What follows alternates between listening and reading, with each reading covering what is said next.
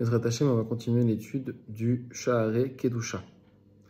Donc, dans ce Sha'arei Kedusha, on a vu comment atteindre le niveau de Chassid parfait, qui est le plus haut niveau.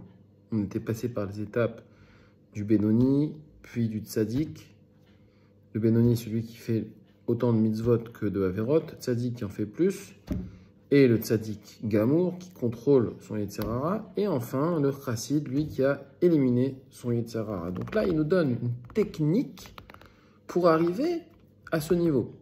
Il nous dit de commencer le matin par s'occuper de faire Nitelat Yadayim, de faire des brachot, d'étudier, d'aller à la synagogue, et enfin, quand on a fait la prière, de manger du pain, de l'eau et du sel. Puis, de plonger votre cœur, dans notre cœur pour savoir s'il existe des nouvelles mitzvot, une nouvelle mitzvah que vous pouvez observer pour compléter les 248 organes du Nefesh. Parce qu'on a vu que les mitzvot, elles étaient au nombre de 248, les mitzvot positives, c'est-à-dire mitzvot assez. Qu'est-ce qu'on peut faire? Qu'est-ce qu'on peut faire dans la journée? Alors, on cherche. Donc, dès qu'on a fini tout ce qu'on a vu auparavant, on doit chercher une nouvelle mitzvah. Comme ça, on peut atteindre un niveau. Aujourd'hui, par exemple, la tzedaka. Demain, aller visiter des malades. Après-demain, recevoir des invités pour Shabbat, etc., etc. Chaque jour suffit sa peine. Vous avez, au niveau des mitzvot, un grand nombre de mitzvot qui sont énumérés dans la prière du matin. Donc, Eliou, Devarim Shen, Lam Shiur, Apea, Bekurim, Varion, ou Gminut Rasadim, et Talmud Torah. Gminut Rasadim et Talmud Torah, c'est déjà des choses qu'on peut faire facilement. Pas parce que PA et ce qu'on a fait avant, c'est pas facile. Mais PA, c'est le coin, c'est des travaux d'agriculture. Donc, il faut chercher à habiter en Eretz Israël pour pouvoir faire ses premières mitzvot, c'est vrai, de planter, de donner le coin du champ, etc. Ça, c'est très important.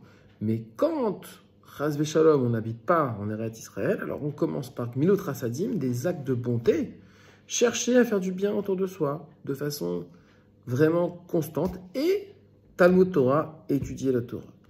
Elou, Devarim Shadam, Ochel, Perotem, Balomazé, Vakeren Kayem, et Olamva. Voici les mitzvot que l'homme y mange.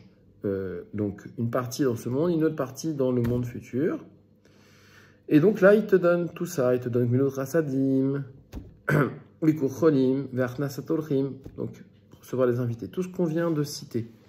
Aller visiter les malades. Alors, c'est chercher dans notre cœur. C'est ça qu'il te dit. C'est-à-dire, dans ton cœur, quelle est la mitzvah que tu as du mal à faire? Quelle est la mitzvah que tu sais qu'elle est importante? Toi-même, tu sais. Alors, tu la cherches pour compléter les 248 organes du Nefesh. Et peut-être une ancienne mitzvah que vous pouvez observer pour ajouter à votre récompense. C'est-à-dire qu'une ancienne mitzvah, aujourd'hui, on sait qu'il y a une mitzvah qu'on fait d'habitude. Par exemple, à Avat Israël, aider quelqu'un à mettre les tefilines, donner un cours de Torah à quelqu'un qui n'étudie pas encore, réveiller les gens. Alors ça, quelque chose qu'on a déjà fait, ben on refait. Et comme ça, on va rajouter notre salaire, on va rajouter notre récompense. Qu'est-ce que c'est la récompense? C'est pouvoir voir de nos yeux la présence d'Hachem.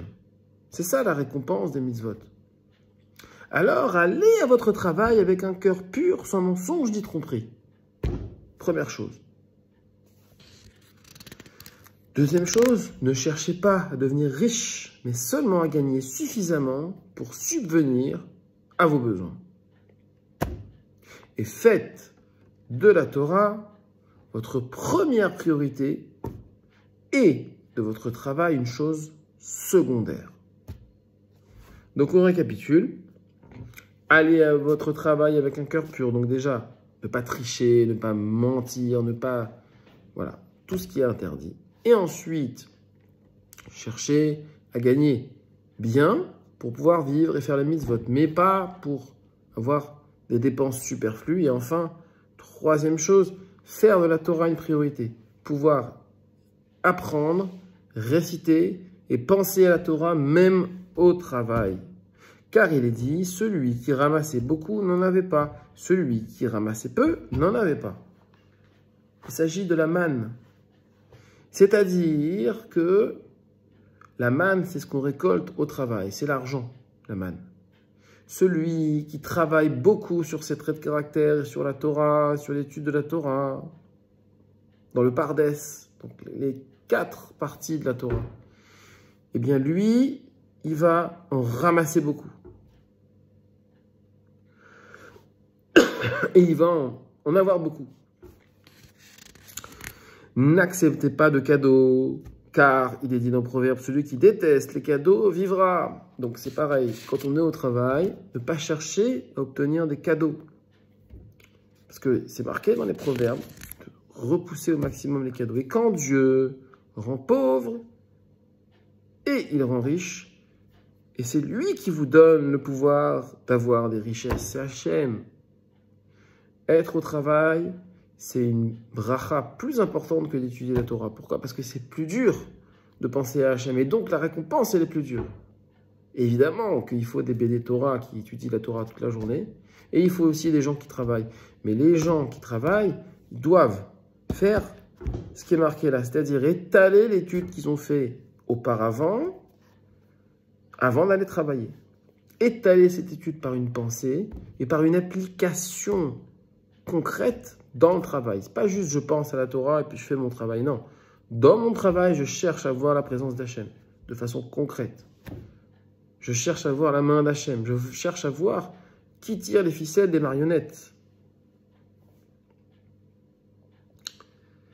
C'est pourquoi il est dit dans Tehilim 55, dépose ton fardeau sur l'Éternel et tout soutiendra. Si tu sais que tout ce qui se passe dans le monde vient d'Hachem, alors Hachem il va te soutenir. Et la crainte de lui devrait être devant vos yeux chaque jour. Il y a des méthodes même de méditation qui permettent donc de mieux ressentir la lumière qui émane des objets et qui vient d'Hachem.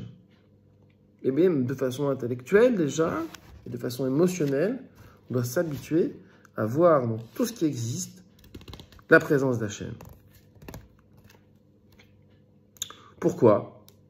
Parce que ça nous permet d'avoir la crainte d'Hachem, c'est-à-dire voir que dans chaque chose, il y a Hachem, ça nous amène à une révérence d'Hachem. Et donc, afin que vous ne puissiez pas pécher et transgresser les mitzvot négatives. Si on voit que la présence d'Hachem, elle est dans ce produit qu'on va vendre, n'importe quel produit, alors forcément, on ne va pas tricher, on ne va pas le vendre plus cher qu'il n'est, on ne va pas chercher à gruger l'État, de ne pas payer les impôts, de prendre des espèces, etc. etc. Pourquoi? Parce qu'il y a la présence d'Hachem dans cet objet, dans cet argent. Et Hachem, il t'a dit, respecte la loi du pays. Il t'a dit de ne pas mentir. Il t'a dit de ne pas flatter dans la Torah. Alors respecte les mitzvot au moment où on te demande. Et ça, c'est un travail de longue haleine. La crainte de lui vous éloignera des mauvais traits de caractère aussi, qui sont le levain dans la pâte de la matière. C'est-à-dire que d'avoir la crainte d'Hachem, ça nous permet de ne pas faire les mitzvot négatives, mais aussi de nous éloigner des mauvais traits de caractère. Donc de s'affiner, affiner sa personne.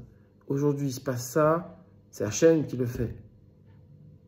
Tu arrives en retard au travail parce qu'il y a eu ci et ça. Tu ne te mets pas en colère contre celui qui a fait ci et ça, contre le camion des boueurs, contre le camion des enfants, contre l'autobus, contre celui qui est mal garé, contre ta voiture qui ne marche pas aujourd'hui, parce que demain, c'est la grève.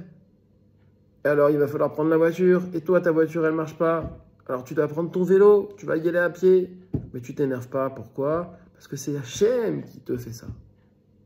Et surtout, les mitzvot communes, c'est-à-dire les brachot, acharonot, les netilat yadayim sans bracha avant de manger des légumes, toutes les petites mitzvot comme ça, communes qu'un homme foule aux pieds.